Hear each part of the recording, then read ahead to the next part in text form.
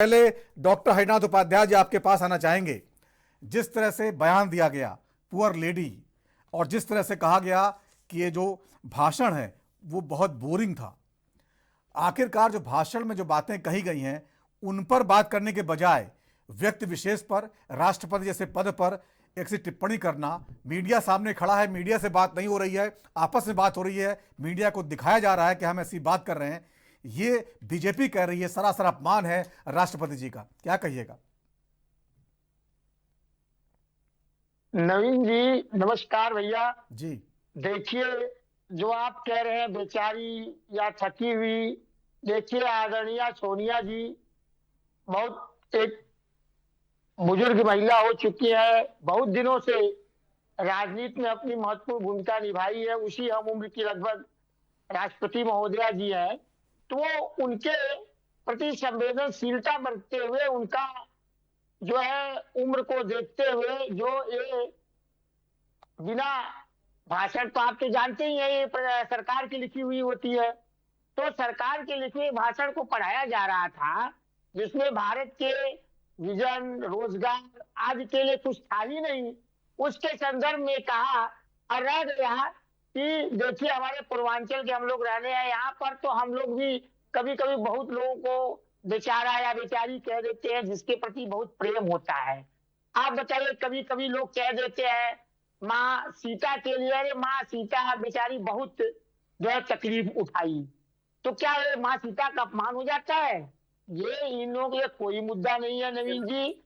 इधर जिस तरह से लोकसभा में जो है अमित शाह जी ने बाबा साहब अम्बेडकर का अपमान किया है, और उसका अभी लगातार आंदोलन दलित समाज में है और नाराजगी भी चल रही है।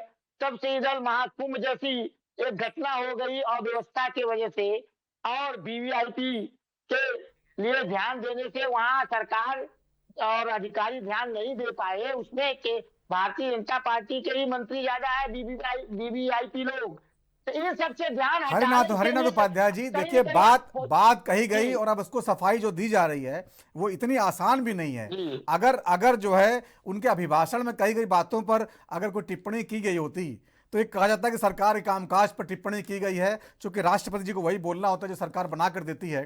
सरकार के कामकाज का हिसाब किताब और रोड मैप होता है, सब जानते हैं इस बात को।